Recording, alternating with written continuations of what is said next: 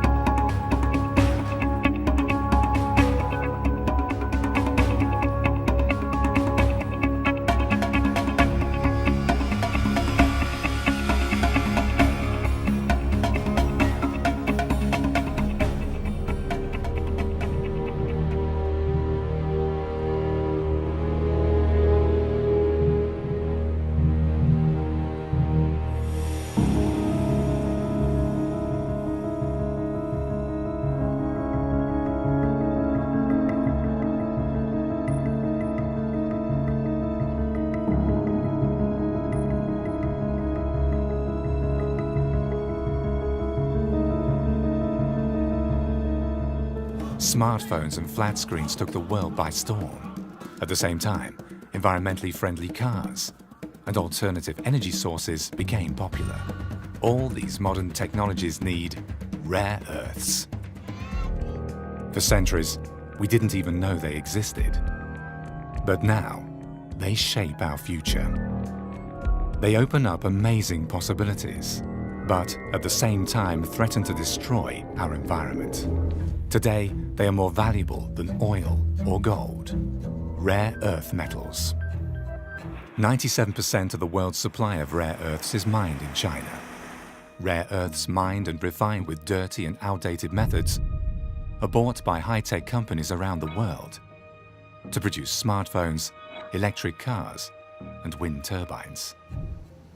Rare earths are already in short supply, and they're expensive. Global consumption has doubled during the past 20 years and is still rising steeply. Therefore, researchers are looking for new deposits around the world. Many natural deposits are in remote, sensitive ecosystems, in the rainforest, for example, or in coastal areas, or they're mined in countries where people are working under inhuman conditions. But due to new technologies like green energy generation and so on, the demand for rare earths is rising, and we're now more interested in these elements because of their economic value. Scientists hope to find millions of tons of rare earths in the Pacific, raw materials that are urgently needed for the green technologies of the future. But is it okay to ransack our oceans to produce solar panels, electric cars and wind turbines? How green is our future if we have to destroy pristine ecosystems? To isolate rare earths, mining companies use sulfuric acid, nitric acid and hydrochloric acid. This produces highly toxic radioactive effluents. As demand for smartphones and flat panel displays rises, China's production of rare earths increases accordingly. One by one, mines in other countries close down. The world is now almost entirely dependent on China's rare earths. Entire industries cannot function without rare earths anymore. Without them, the lights will go out, quite literally, because, for instance, energy-saving light bulbs contain rare earths. Electric vehicles are the future, but their engines need strong magnets with lots of rare earths in them. Dysprosium makes the magnets of electric car motors heat-resistant, but it's expensive and environmentally damaging. Wind turbines are spreading quickly. In 2020, they will account for 6% of global electricity generation. The problem? The latest large-scale offshore wind turbines are very powerful, but they work with large magnets that contain huge amounts of rare earths. A massive problem for the environment. In general, rare earths play an important role for alternative energy generation. You could say that renewable energy generation requires non-renewable raw materials, and rare earths are a prime example of that. A 5-megawatt wind turbine, for example, contains 800 kilograms of neodymium and 200 kilograms of dysprosium. In total, 1 ton of rare earths for a single 5-megawatt wind turbine. Rare earths. However important they may be for the future of our modern technologies, their environmental problems are hard to control. Aren't all those tons of rare earths used in electric cars and wind turbines exacerbating the environmental problems they're supposed to solve?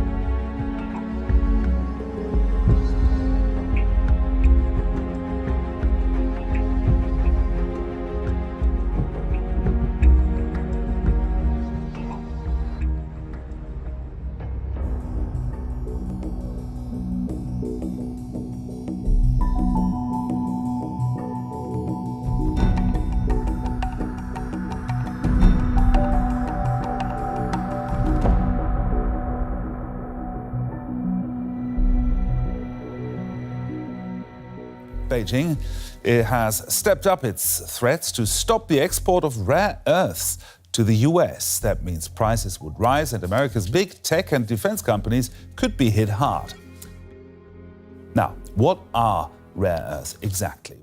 Well, it's a group of 17 elements, most of which you probably have never heard of.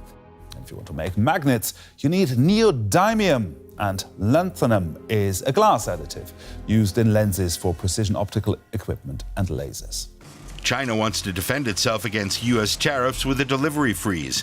That would hit home hard. The production of mobile phones, solar systems, computers, and some weapons would grind to a halt without China's rare earths.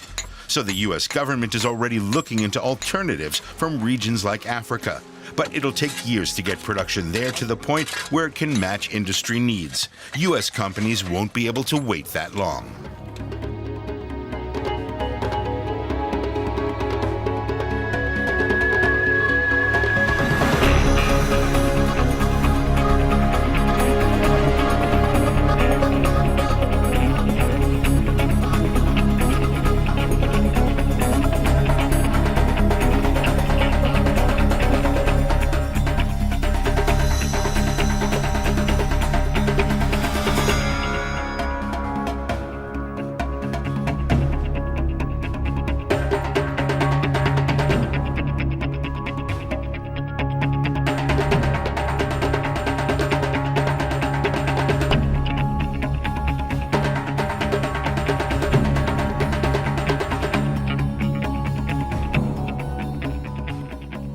I've never seen anything like the human devastation in eastern Congo. The violence there is worse than anywhere else in the world, the deadliest conflict in the world since World War II, and the highest rates of sexual violence. It's a result of this, your cell phone.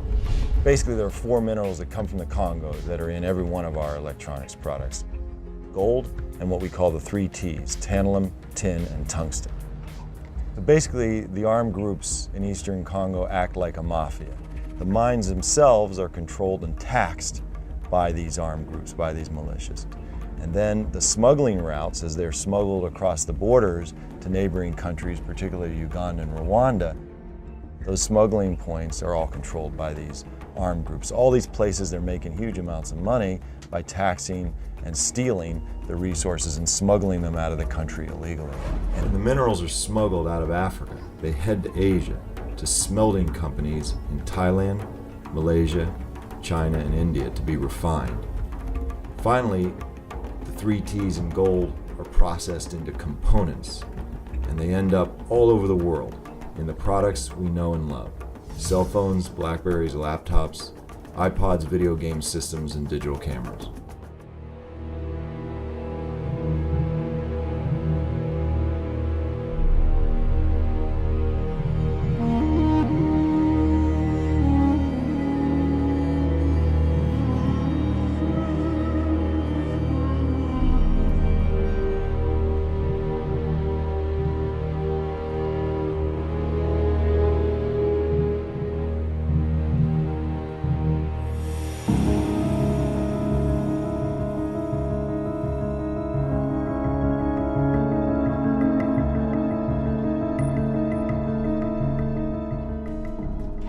This is one of the thousands of unregulated, unmonitored mines in the DRC. It's crawling with children, working like modern-day slaves. A 12-hour-long day of punishing work may earn them the equivalent of £1. Although one of the poorest countries on earth, DRC is rich in minerals. But a history of brutal colonial exploitation looks like being repeated. And wretched whether or not, the rush is on for a mineral the DRC has in great abundance, cobalt, and it's fast becoming more precious than gold. It's a critical ingredient in lithium-ion batteries which power smartphones and laptops. An army of children are at the heart of the mining production. Wearing no shoes and in the most wretched conditions, Dorsan is ordered to retrieve the sack he's forgotten.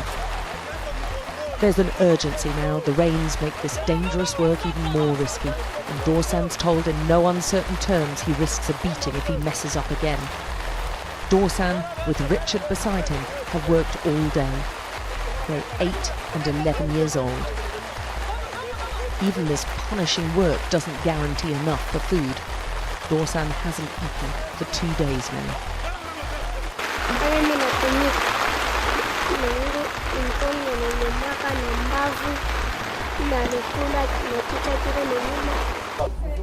This most precious of minerals is often extracted and sorted by tiny hands. They don't wear gloves or masks, yet the World Health Organization says exposure to cobalt and breathing in its dust fumes can cause long-term health problems. On trouve c'est les infections, mingi ni mama infection, ndio tunaona huko. Kasi mama anatumika makarieri sana, tazama mtoto na infection shulungula. The children's cobalt is sold cheaply to mostly Chinese traders who we film secretly. They don't ask questions about where their cobalt comes from or who's worked to extract it. They just want the best price. It's an intricate supply chain which allows easy deniability for the multinationals making huge profits. Most of these child miners will never own a smartphone. They barely survive from day to day. And many other children like Dorsan will be back again tomorrow, digging out one of the most sought-after minerals of our time for a pittance.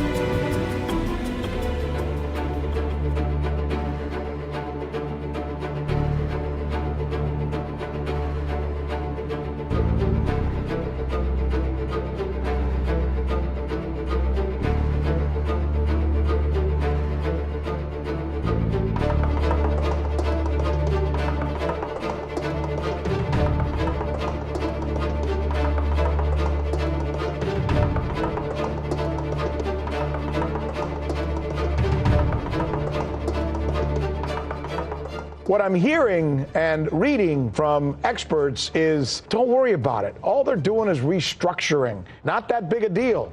What do you say? I say that you shouldn't believe such stories. Let me just remind you, in the months leading up to the collapse of Lehman Brothers back in 2008, the kind of opening gun that brought us the global capitalist collapse, it would be easy to find statements by experts, by bank CEOs, telling us not to worry, it's a detail, it only affects one bank. None of that is normally true. The truth of it is the people who run these banks hide their difficulties, so what we're left with is very little. Lots of PR and a big question mark, because clearly that bank is in serious trouble, but we won't know the extent of it until they're good and ready or something blows, and then the whole game is up. The mass of people are very angry at banks. They bailed them all out in 2008 and 9. It is politically impossible for leaders today to do again for those kinds of banks what was done before. So I think that's why Deutsche, which no doubt tried to get another bailout, was told, well, either we're not going to give it to you, or you have to do some very big steps to make it look like we ought to do it again. Firing 18,000 people is that kind of act.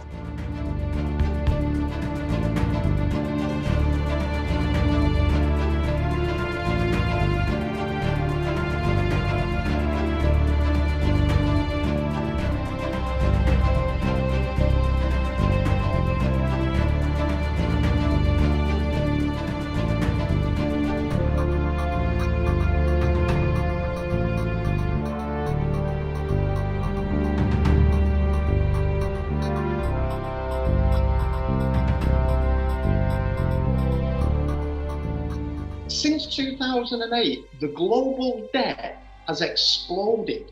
We're talking absolute trillions that are pumped back into the system to actually keep the system alive. When people see the stock market going up, they automatically assume, because they've been wired and they've been educated by the mainstream media, that the stock market is the economy. Well, that's a fundamental mistake. The economy and the stock market are two completely different things.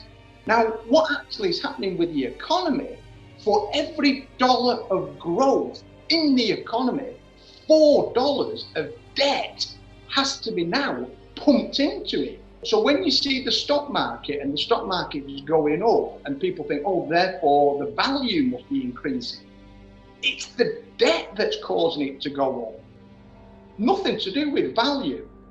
And what is actually happening in real terms is that we're actually witnessing a ghost crash of the market. Derivatives is a forward futures bet of something that's going to happen in the future. What actually is happening in real terms is that the derivatives, the financial bets, the future events are actually what is causing the manipulated, fraudulent, corrupt valuations that we're actually witnessing. We either carry on with a manipulated stock market or a manipulated financial system, which is actually only going to get worse, or we switch to a more decentralized, more open source system where effectively everything becomes accountable and checked for the first time. I think this crash, this financial crisis that we are in right now, isn't being spoke about and isn't being talked about on the mainstream media because it's not on their agenda. Central banks can print as much dollars and fiat as they want to actually keep a price suppressed. So the financial system, as we know it up until 2008, is a centralized system where people really through fraud, can do whatever they want. They can do whatever they want.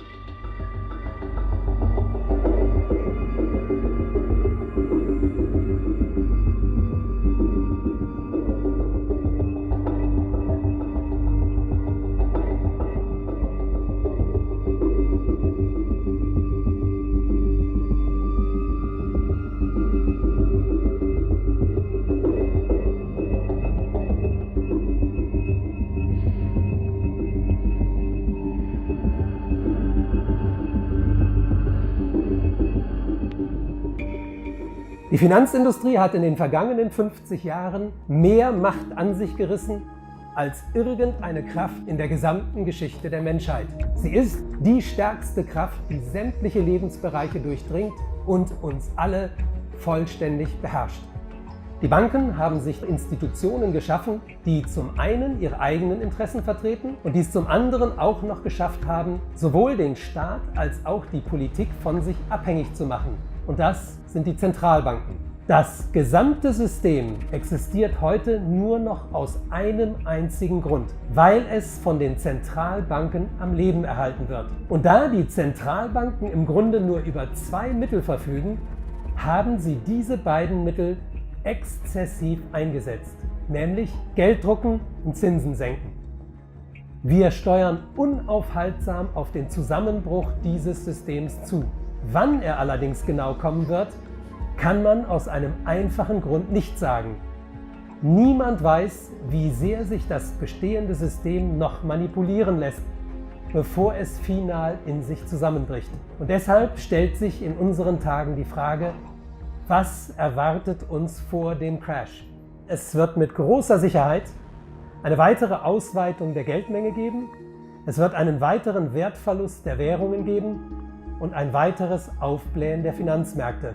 Aber was wird die Finanzelite noch tun, um das System, das ihr nützt, am Leben zu erhalten?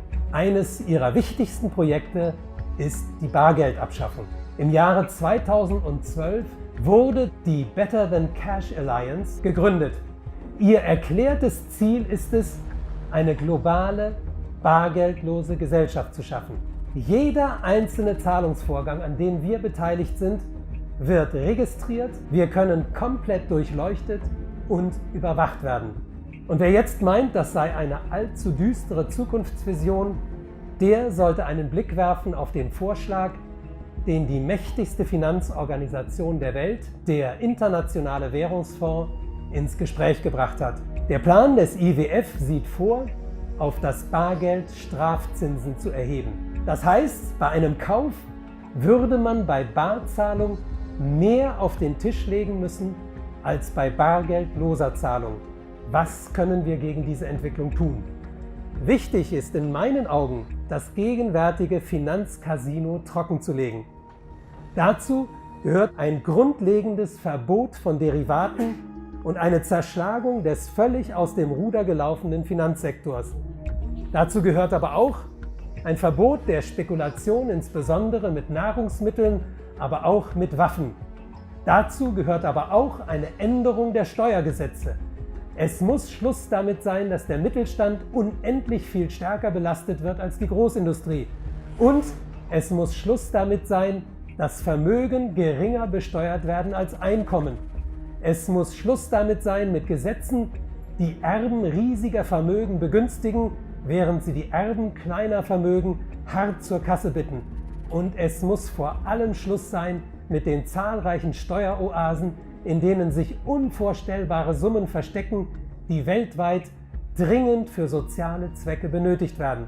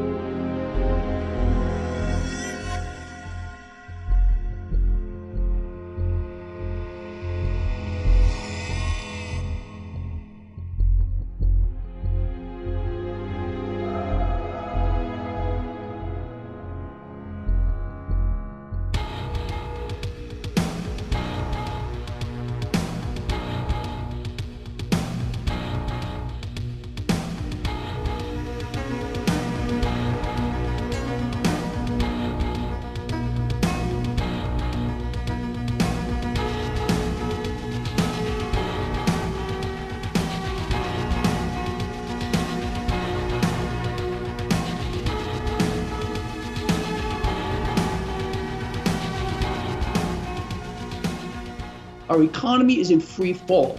So the illusion is being kept real by the mechanisms that they're putting in place here, by suppressing rates, by not allowing the market to do its one and only job.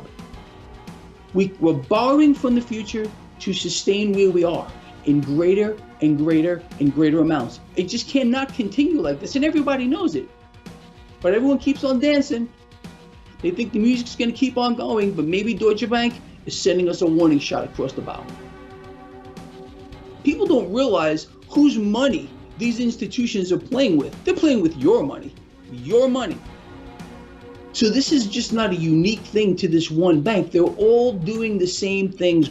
Every one of these banks, these too big to fails, is dependent on the next one. So a domino effect, it's going to happen. It's just a matter of when.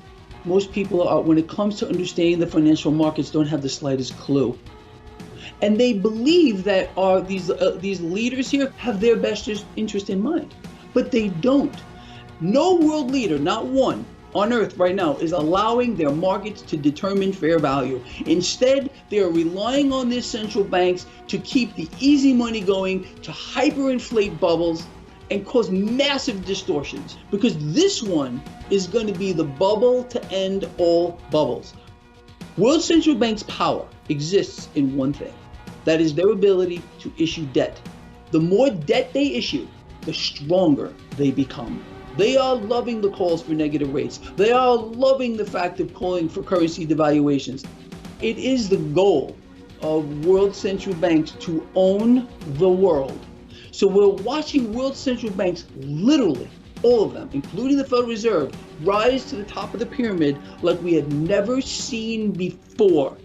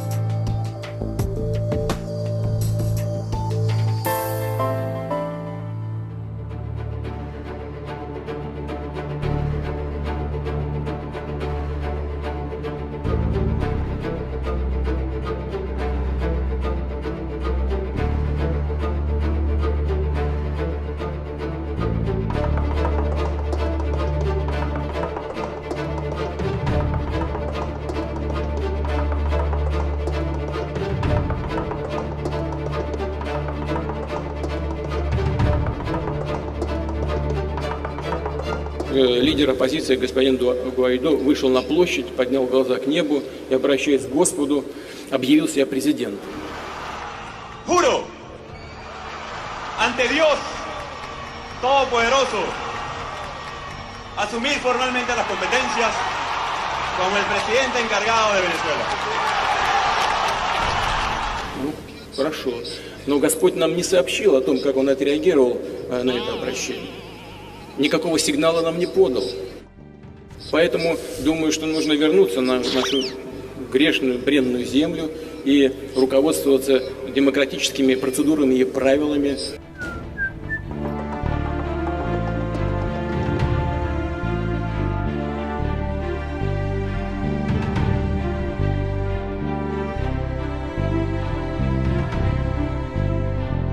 In June of 1775, the Continental Congress created a unified army and named after the great George Washington, Commander-in-Chief. Our army manned the airport. It ran the ramparts. It took over the airports. It did everything it had to do. It took over the airports. It did everything it had to do. So great.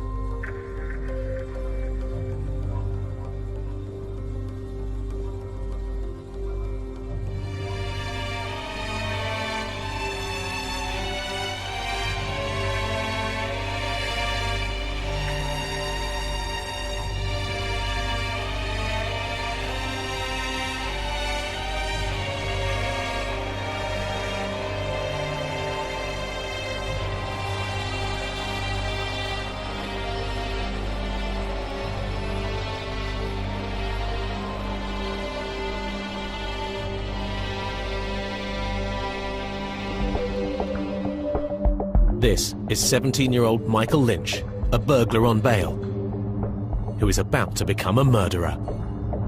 The punch is unprovoked. Lynch joins in, but he isn't only using his fists. He has a knife in his pocket, and just out of sight of the camera, Lynch stabs one of the two men in the heart, fatally. The stabbed man is a 20-year-old student from Essex, Daniel Pollen. Now Lynch turns on Andy, stabbing him in the chest and back. Meanwhile, another CCTV camera records Daniel collapsing, with blood pouring from his heart. Andy Griffiths is now on his feet, barely conscious, also bleeding heavily. Within minutes, police and ambulance are also on the scene, trying desperately to save Daniel's life. Daniel's killer was caught quickly. Michael Lynch was sentenced to a minimum of 15 years. The CCTV of Daniel Pollen's murder is being shown because his family want everyone to see what really happened. It's such an unprovoked attack. Andrew and like my brother Daniel didn't do anything in any way to cause what happens to them. I just think people need to realise, you know, knife crime is everywhere, it happens all the time. The police's main tactic to prevent stabbings is stop and search.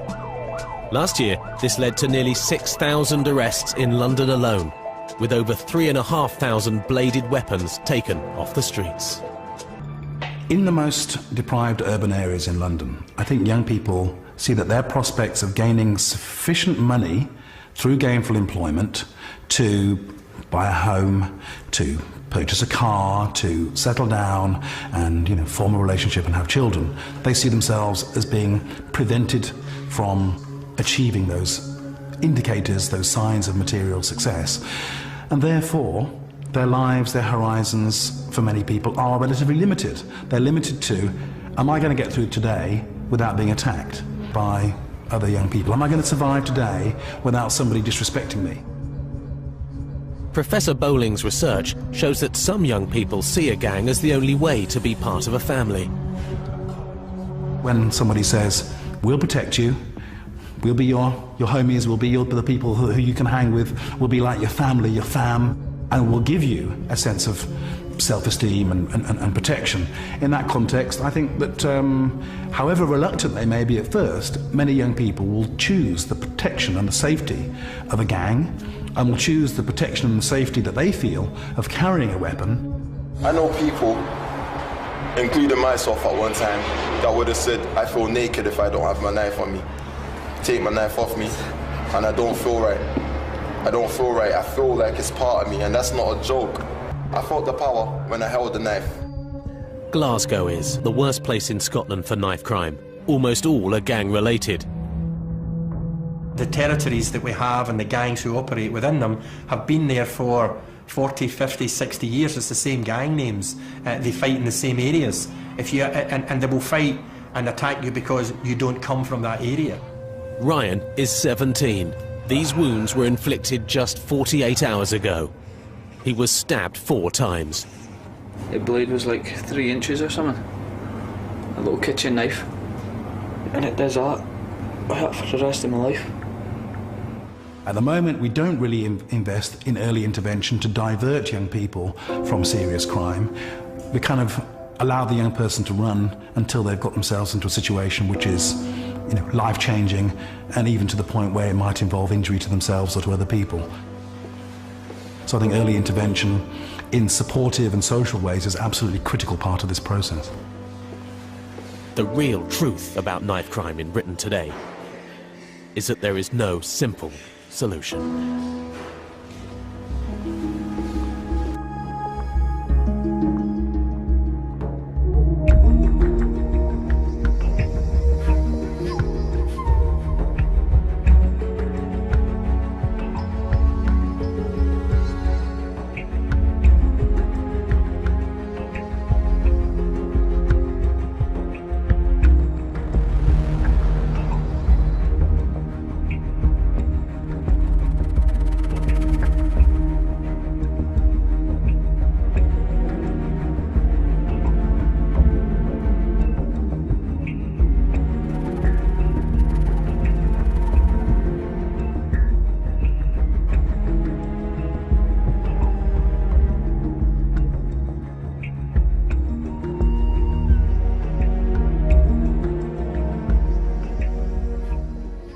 Casi 40.000 incidentes con cuchillos, prácticamente 300 muertos en nada de tiempo en Londres, 77% de incremento, si no me equivoco.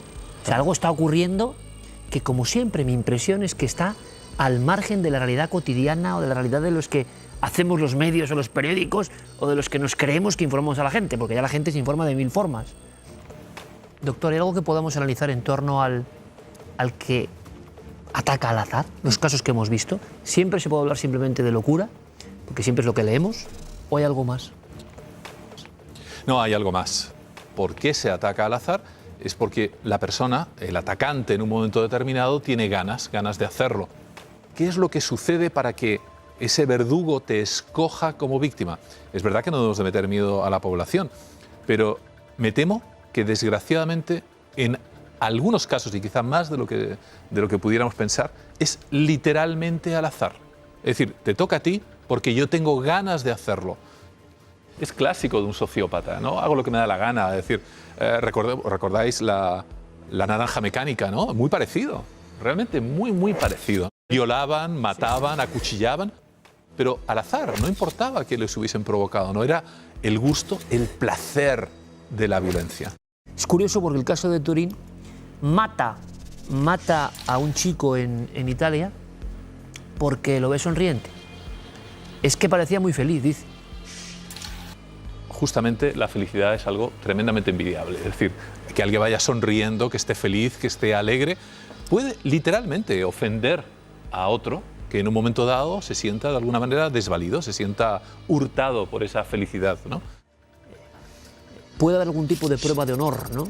Sí, o de demostración. ¿Qué sabemos de esto? Sin lugar a dudas, hay bandas en los cuales este tipo de ritual de agresión, dependiendo además del nivel o si quieres ingresar o no, tienes que pasar una serie de pruebas. Y algunas de ellas consisten, entre otras, una agresión gratuita. Hay miles de personas en este momento que se encuentran, de alguna manera, lo voy a decir, asalvajados, es decir, viniendo, además, de unos entornos en los cuales ya muchos de ellos delinquían. Ustedes pueden sondear, pueden ver lo que ocurre, y ahí está la gran pregunta, ¿no? ¿Puede ser algo que siempre ha ocurrido, repito, y ahora es más visible, no hay que alarmarse tanto, o están ocurriendo fenómenos de un incremento evidente?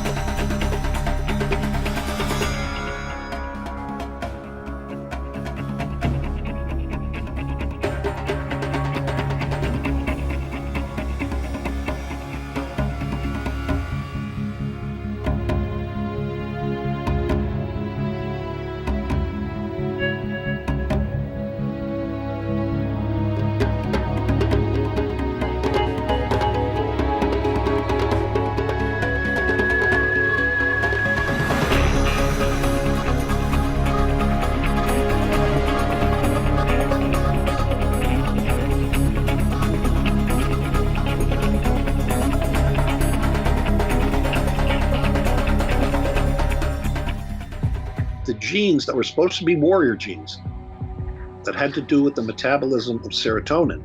If you have them and you're abused early in life, between birth and about 3 years old, it's real bad news.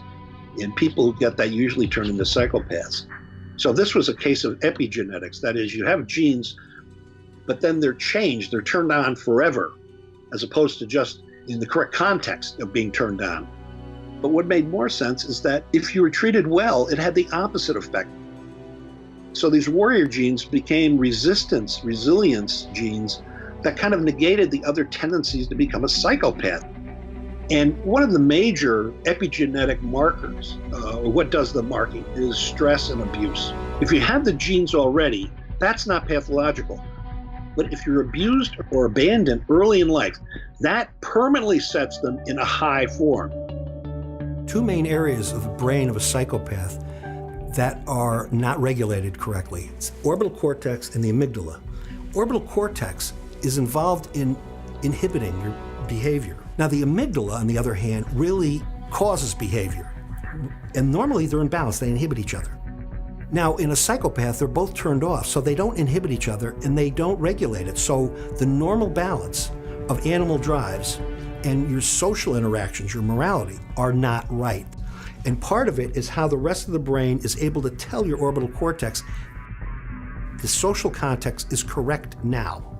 Psychopaths don't have that. They're doing things completely out of context, out of social context, and that's the problem. If you are born with the biological markers for psychopathy, for example, that is the genetics and the altered brain pattern early on, if you are a susceptible kid, then environment means everything. It means a lot, maybe 80%.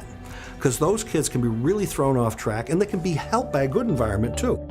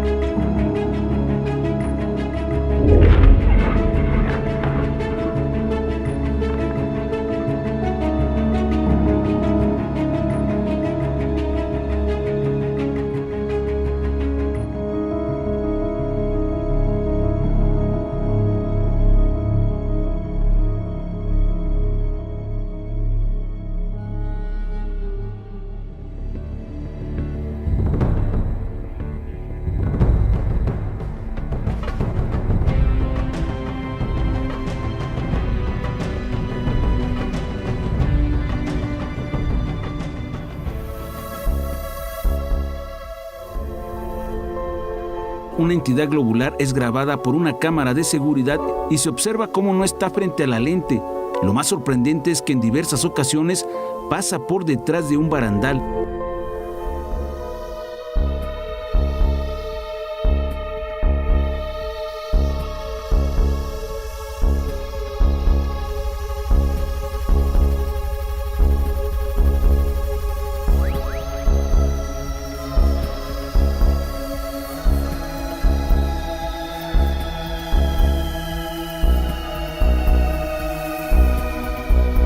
Un objeto volador no identificado es grabado cerca del volcán Popocatépetl, que en esos momentos presentó una intensa actividad con 5 explosiones.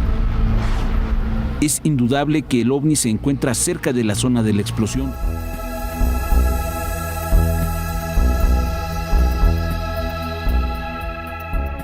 Durante un vuelo de Estambul a Kabul, un objeto volador no identificado seguía a la misma velocidad a la aeronave. Durante más de 15 minutos, el ovni siguió al avión muy cerca.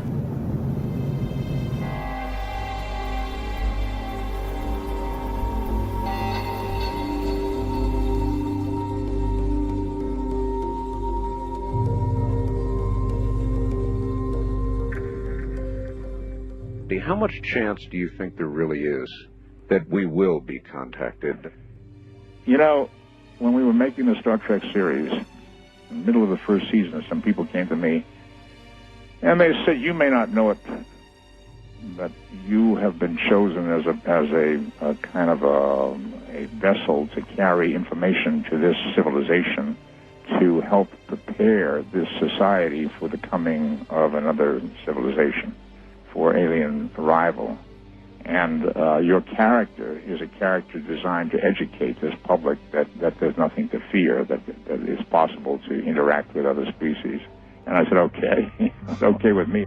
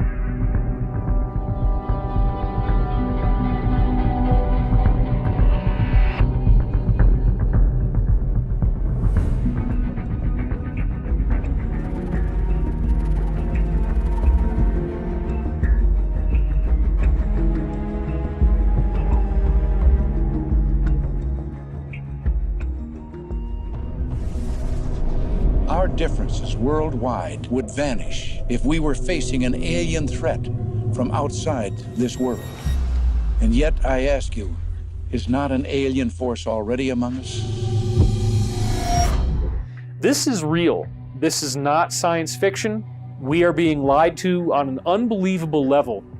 We do have a war taking place between different types of extraterrestrials. Of all the extraterrestrials that are out there visiting us today, most of them are benevolent. Most of them are the good guys. They've showed up in various cultures as gods, as angels, as benevolent spiritual teachers. And then you have a much smaller number that are very aggressive and very evil. So what's happening is that these fourth dimensional angelic types are fighting against these demonic, negative, evil reptilians. And this battle's been going on for hundreds of thousands of years. It didn't start on Earth, it got brought to us. It's been imported, let's say. And so this is a proxy war. It doesn't just happen here between these beings, it happens between us. The beings are fighting each other based on the choices that we make. The reason why is that we have a lot of free will over what's going to happen on this planet. So we have to authorize bad things to happen. The authorization comes by us allowing ourselves to be conquered. The negative has to advertise what they're doing. They have to show us the symbols. They do it in music videos. They do it in movies. They do it at the Super Bowl halftime show. They did it in the Olympics opening and closing ceremonies. They put the symbolism in our faces. My point in telling you this is to understand that we actually have the control. We have the control over how the future is going to go. The negative beings are not allowed to do more than what we authorize. And so what their focus is on trying to get us manipulated to the point where we are selfish, greedy, manipulative to one another, and then in so doing, we authorize these disasters to take place. The war only is being fought because of us. And we need to fight for disclosure.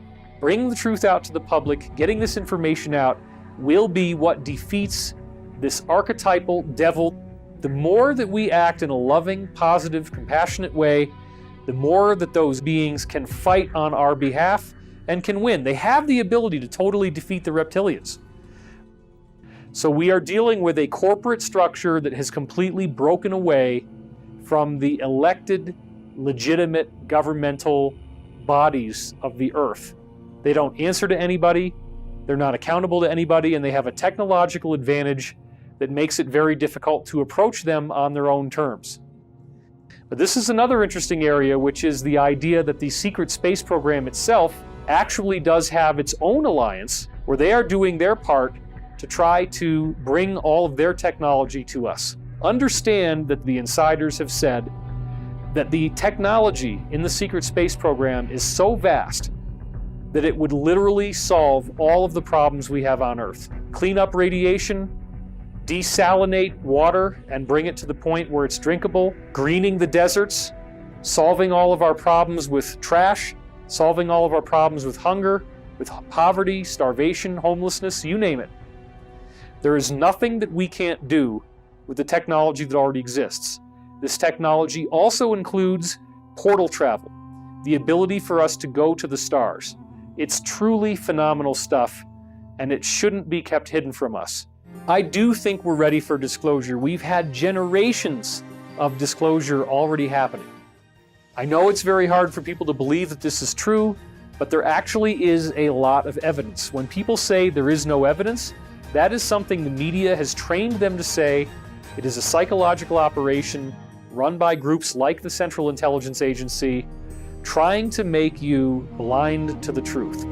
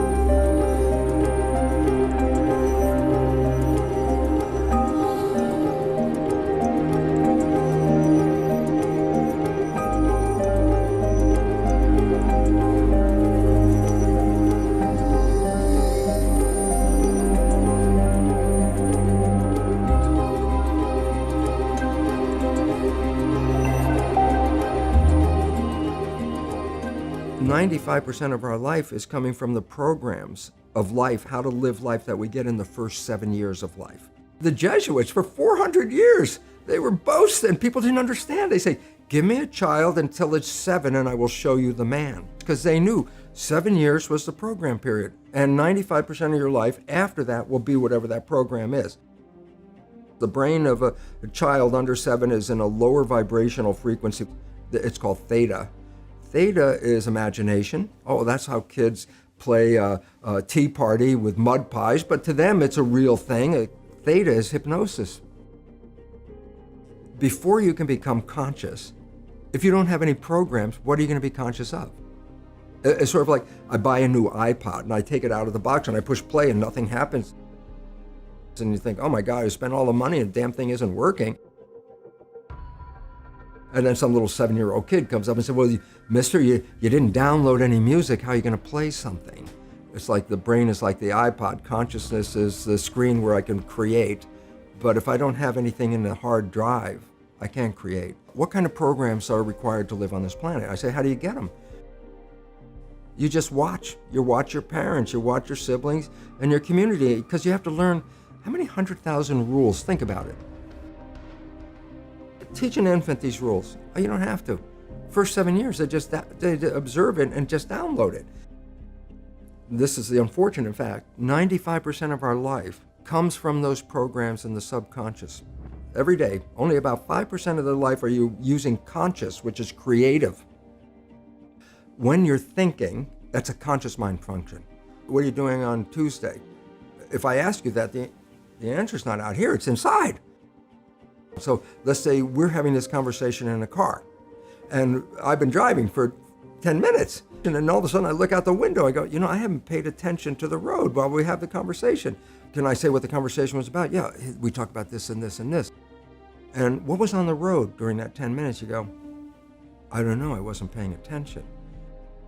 So the moment you're thinking, you let go of driving the vehicle because you went inside. Well, it doesn't mean whatever you're doing, you stop walking or driving the car or doing a job. Those are programs in the subconscious because you've repeated them over and over again. So the subconscious is autopilot. When the conscious is busy, autopilot drives the vehicle. Point is, when conscious is busy, it's not observing what's going on. So people read self-help books. I go, well, you read the book, you got a lot of knowledge. I say, is your life changed? No, but you got a lot of knowledge. So here's the difference. The conscious mind is creative and can learn in any number of ways. Read a self-help book, go to a lecture, listen to this program. And conscious mind's going to get some awareness.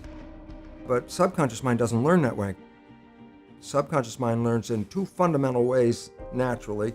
Hypnosis, which is the first 7 years. And after age 7, how do you put new programs in? Repetition, practice. You want to drive a car, you didn't learn how by just getting in the seat and put the key in. You had to practice driving the car. Once you completed it, you didn't have to go back and do it again. 95% of your life is coming from the subconscious. Your life is a printout of your subconscious behavior. I just say, look at your life. The things you like that come into your life come in because you have a program that supports them. But anything you struggle with, work hard at, put a lot of effort into making it happen, why you're working so hard, inevitably you have a program that doesn't support that conclusion and you're trying to override the program. So you don't need to do a lot of shrink and psychology stuff. You just look at your life and say, where am I struggling? Because wherever you're struggling, inevitably it's a program in your subconscious that does not support that destination you've been looking for.